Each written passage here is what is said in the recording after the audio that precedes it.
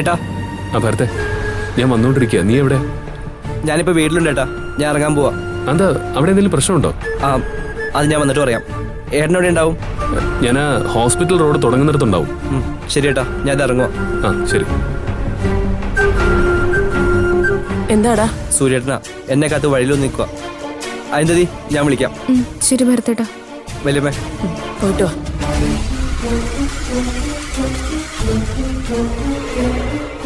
എന്തായാലും ഭരത്തിന് ജോലി കിട്ടിയ സമയം കൊള്ളാം.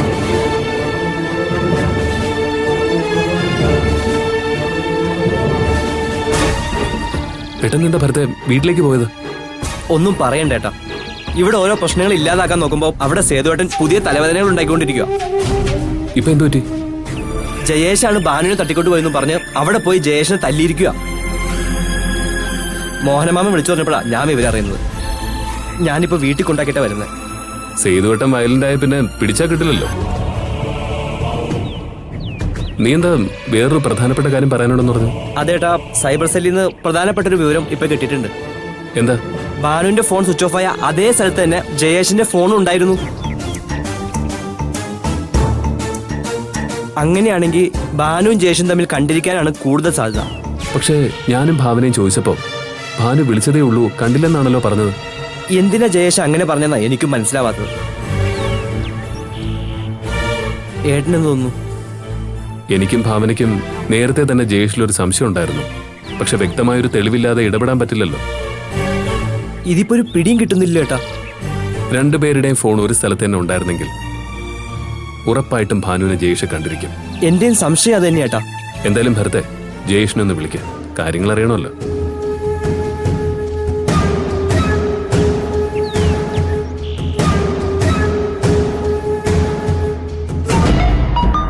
അയ്യോ, ഭരത്തുണ്ടല്ലോ.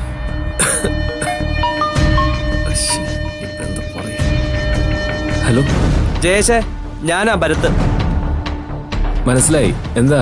എനിക്ക് ജയേഷിനൊന്ന് കാണണമായിരുന്നല്ലോ. എന്താ ജയേഷൊന്നും പറഞ്ഞില്ല? അല്ല, ഭരത്ത് ഇപ്പോൾ ഇവിടുന്ന് പോയല്ലുള്ളൂ. സേതുവേട്ടനുള്ളതുകൊണ്ടാ ഞാനപ്പോ നിന്നോടൊന്നും ചോദിക്കാതിരുന്നത്. ജയേഷ് വീടിന്റെ പുറത്തേക്കൊന്ന് വന്നാ മതി, ഞാൻ ആ ഭാഗത്ത് വരാം. ശരി, ഞാൻ വരാം. ഓക്കെ ശരി. അവൻ വരും ഏട്ടാ, നമുക്ക് അങ്ങോട്ട് പോവാം. വാ.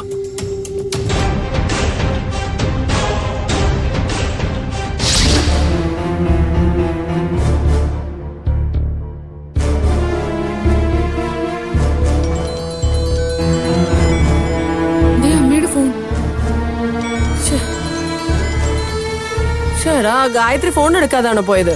അതോ ഇനി മറന്നതാണോ? മറന്നതായിരിക്കും. എന്താ മമ്മി? ഗായത്രി ഫോൺ ഇവിടെ വെച്ചിട്ടാ പോയിരിക്കുന്നത്. അമ്മ അമ്പലത്തിൽ അങ്ങനെ ഒറ്റയ്ക്ക് പോകാറില്ലല്ലോ മാമി. ഞങ്ങൾ ആരെങ്കിലും കൂടെ കാണത്തില്ലേ? അപ്പോഴൊന്നും അമ്മ ഫോൺ എടുക്കാറില്ല. ഇപ്പൊ ഒരു ആവശ്യം വന്നാൽ നമ്മൾ എന്ത് ചെയ്യും? സേതുവേട്ടൻ അമ്പലത്തിലേക്ക് പോവാൻ പോവാ മമ്മി. ആ, എന്നാ വേഗം പോയിട്ട് വാ മോനെ. ശരിയല്ലേ? മായേ, സേതുവിന് ദൈവത്തിൽ പേടിയൊക്കെ ഉണ്ട് അല്ലേ? ആ പോയ രീതി മാറാൻ അധികം സമയമൊന്നും വേണ്ട മമ്മി. നല്ലൊരു കാരണം കിട്ടിയാൽ മതി, കാണുന്ന ബാറി കയറിക്കോളും.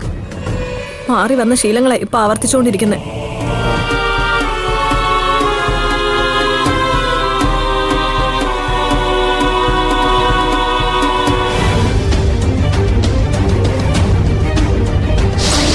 ജയേഷേ, നിന്റെ മേൽ ഞങ്ങൾക്ക് കുറച്ച് ഡൗട്ട് ഉണ്ട്.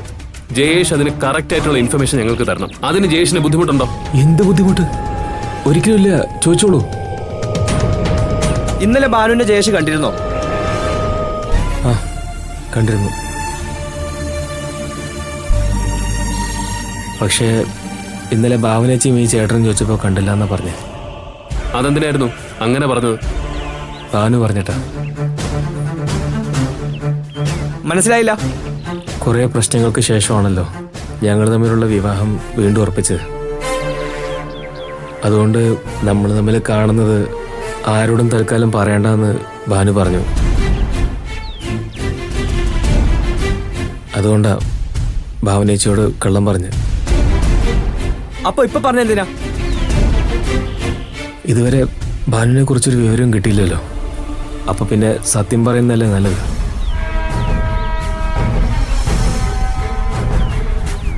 സേതുവേട്ടന് എന്നെയാ സംശയം.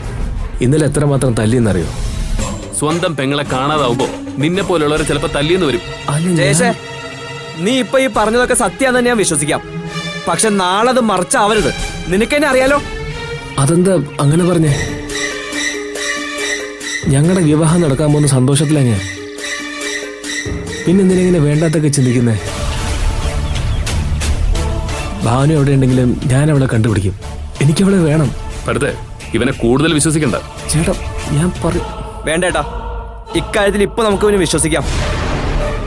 കാരണം ഭാനു ഇപ്പൊ കോടികളെ ആസ്തിയുള്ള പെൺകുട്ടിയാണല്ലോ. അപ്പൊ പിന്നെ ഒരിക്കലും അവളെ നഷ്ടപ്പെടുത്താൻ ബുദ്ധിയുള്ള ഒരുത്തിനും തയ്യാറാവില്ല. എന്തേട്ടാ? ശരി, പോക്കോ. ആ, ശരി.